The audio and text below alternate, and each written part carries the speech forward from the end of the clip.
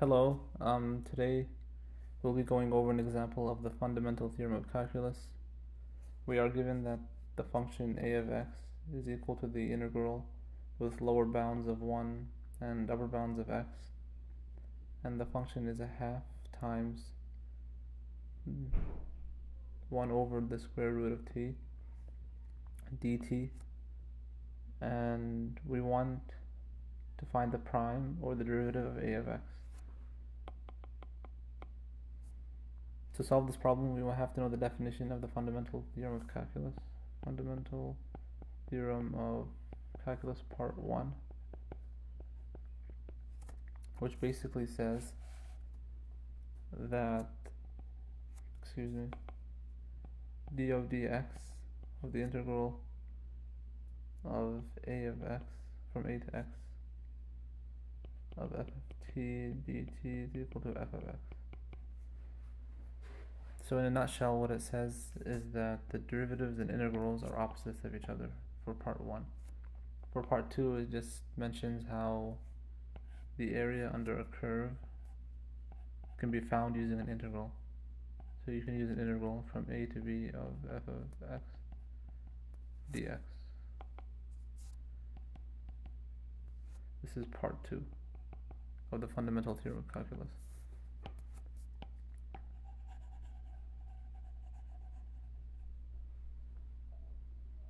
So to solve this problem is we want this to kind of look like that. The way you do it is we take a derivative, d of dx. And this is because to get from a of x to a prime of x, we have to take a derivative with respect to x. And if we take another derivative, we get a double prime of x. Take another derivative, we get a triple prime of x and a to the fourth prime of x, and so on.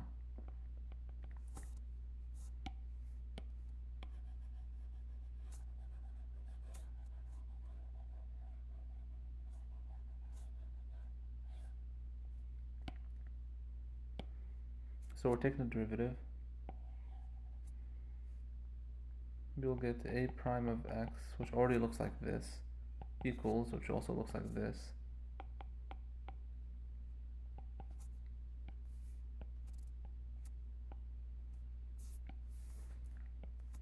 and we're going to get d of x, d of dx. We're taking the derivative of the integral of 1 over x, 1 half times 1 over t dt, and these two already look like each other. You can see the similarities between the d dx, the x over here, the a is the lower bound. This entire thing is f of t dt, and we want to find f of x, and f of x is this over here. So this right here is the answer, but they want us to simplify it so that we can get closer to these solutions.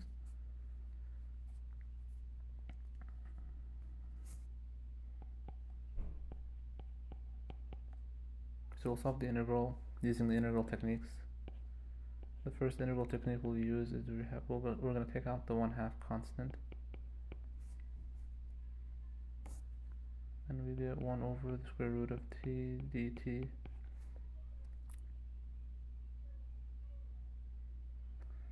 Now 1 over the square root of t dt is equal to t to the negative 1/2. So we get t is equal to t 1 over 1. These two are the same. And we want to get to this right here, which is t negative 1/2. So we could take the inverse. Get t to the negative 1 equals t to the negative 1 over 1. It can also be written as 1 over t to the negative 1 over 1. And then we take the square root, because the square root is equal to 1/2. the operator, because the squared is equal to 2. When you do x squared, 2 over 1. Because the square root and squared are inverses, they're opposites, kind of like how the derivative, and integrals, or addition and subtraction, or division, multiplication and division, they're all inverses, meaning opposites. They cancel each other out. It's important so we can go backwards and forwards in mathematics. We're solving problems, inverses. So going back to this one, you get 1 over 2 to the square root is equal to t to the negative half. Or maybe I went ahead too far. T to the 1/2, which is also written as t.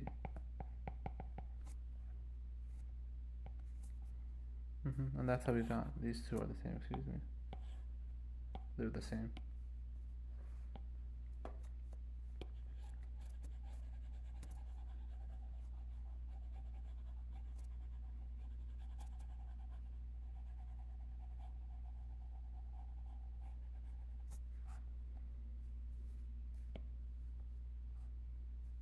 Because this is just an exponent, we're just going to use the power rule of integrals.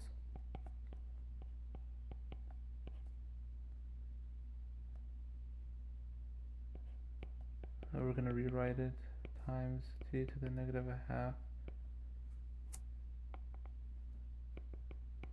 dt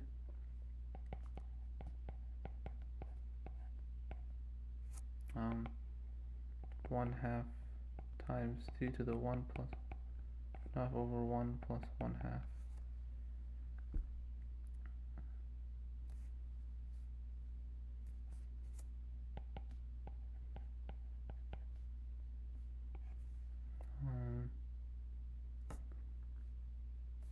You get 1/2 times 1 plus negative 1/2 plus 1 plus negative 1/2, you get 1/2 over 1/2. These 1/2s cancel out.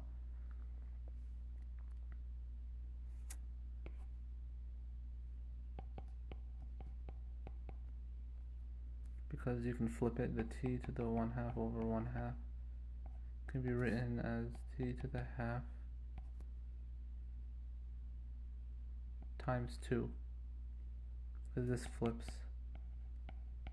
when you divide it, which is one of the rules of algebra, and that's why 2 times 1/2 cancels out, because it turns into 1. Then you just get, we're evaluating from 1 over 1 to x.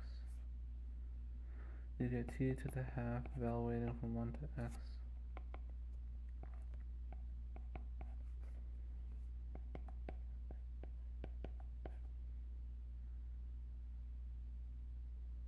You get x to the 1/2 minus 1/2. This cancels out because it's the same as the square root of 1.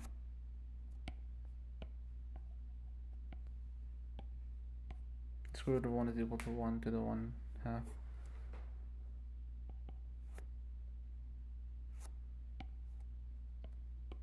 So we just leave it alone, and I made a mistake, not cancel, but just leave it alone.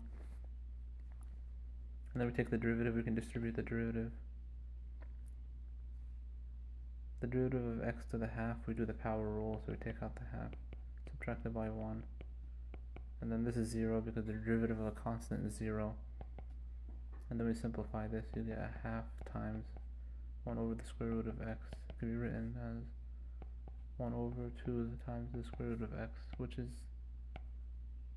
the answer. And that's similar to letter C.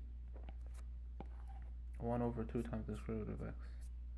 And that's how you solve it.